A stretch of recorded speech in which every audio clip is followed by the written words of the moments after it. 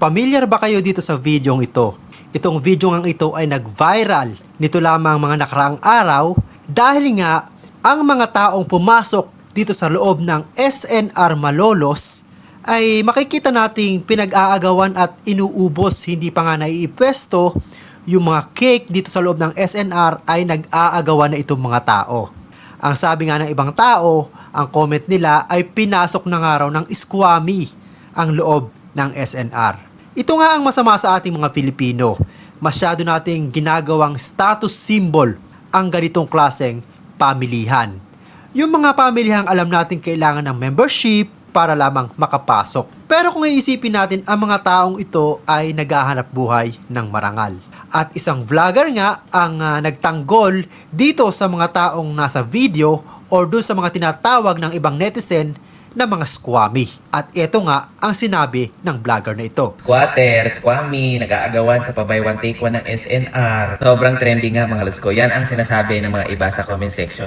Ay pinasok na ng squatter, ng mga squammies ng SNR. First of all, lods, huwag niyong gawing social status yung SNR landers. Porket ba may membership fee, pang mayaman lang yan? Afford nila ipakin nyo. Din yung i-call out yung behavior. Pero yung ililabel nyo yung mga tao na squammy, squatter, ba't nandyan yan?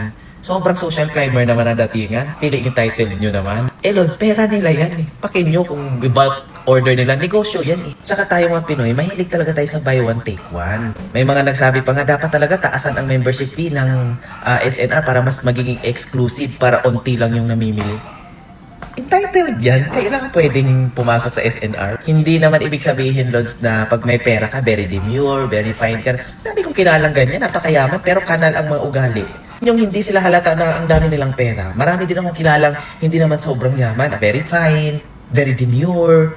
Ang problema sa iba, ginagawa nilang social status, wealth status yung SNR. Groceryhan lang naman yan. Sa ibang bansa nga, normal lang yan, parang pure gold lang yan. Pero pag sa Pinas, kala nyo, pag mayaman lang yan. As long as afford mo mag-member dyan, di go! Yung iba naman kasi maka-comment, kala mo talaga, patingin nga ng salary grade, patingin nga ng savings. No offense, Lods ha. Pero, pwede nga nating i-call out yung behavior na gano'n. Pwede naman dahan-dahan lang kayo, pero yung mag-level ka ng gano'n, OA na yun, entitled ka na. Baka ikaw pa nga ang social climber eh. Gusto mo, ikaw lang pwedeng pumasok sa SNR, pataasan nyo pa yung membership fee. Kung compare nyo pa, mas maganda pa sa landers, kahit may mga buy one, take one mo lang nag-aagawan. Disclaimer ha, hindi naman ako kasama doon, pero sobra-sobra na yung tatawagin yung squammy, squatter, yung mga nag-aagawan sa buy one, take one. Kaya nga na pa buy one, take one para maubos. At kung para saan yun, pang regalo man nila, i-resell man nila, wala na kayong pakialam doon. Part kasi ng marketing strategy, kasi ang behavior nga ng Pilipino, mahilig sa buy one, take one. Diba? Kahit sa mga online selling pa, buy one, take one, buy one, take two, ubos talaga yan. So same lang yan. So it's not about dahil nasa SNR ka, nasa landers ka, ginawa nyo siyang pure gold, ginawa nyo siyang normal na grocery. Hindi yan. Wala yan. Hindi yan sa social status. Hindi yan wealth status kung nasa SNR ka or kung saan ka man. To correct, Lods, talagang marketing strategy yan kasi behavioral. Ang marketing kasi, Lods, tumitingin yan sa behavior ng location, ng geographical, mga ganon. So, tigil-tigil nyo na yung pag-label nyo ng ibang tao na squammy. Wala. Hindi yan totoo.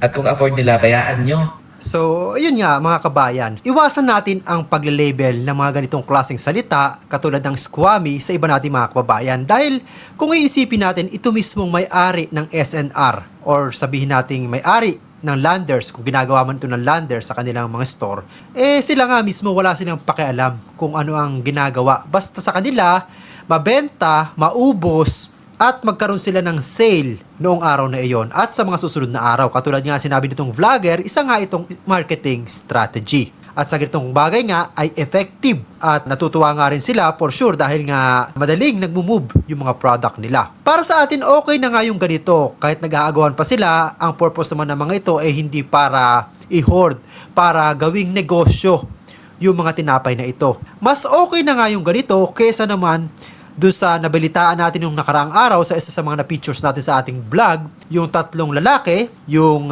nasa Buendia. So ito ang mga dapat nating kabisitan kasi itong mga to ay hindi lumalaban ng patas sa buhay. Diba? Kung yung mga nakikipag-agawan ng cake ay binabatikos natin dahil lamang sa nakita natin, yun nga, pwede natin i-call out yung kanilang attitude dun sa store na yun. Pero syempre, hindi natin pwedeng diktahan yung tao kung paano ang gagawin nila para makauna sila sa mga cake sa loob ng tindahan dahil halos lahat naman na pumupunta doon, ganun yung ginagawa, nag-uunahan sila. Mas maganda na nga yan kaysa sa ganitong ginagawa nitong tatlong ungas na ito na nananamantala sa may LRT Buendia kung saan ay naghahanap ng mabibiktima.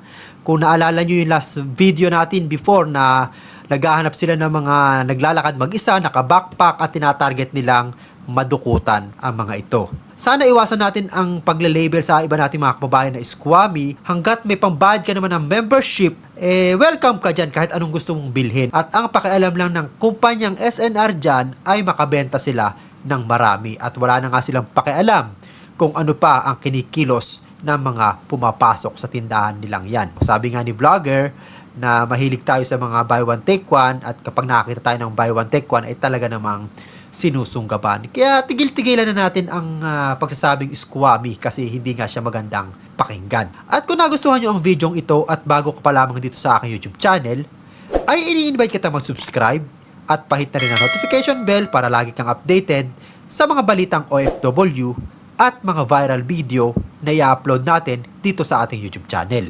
Maraming salamat sa iyong panonood.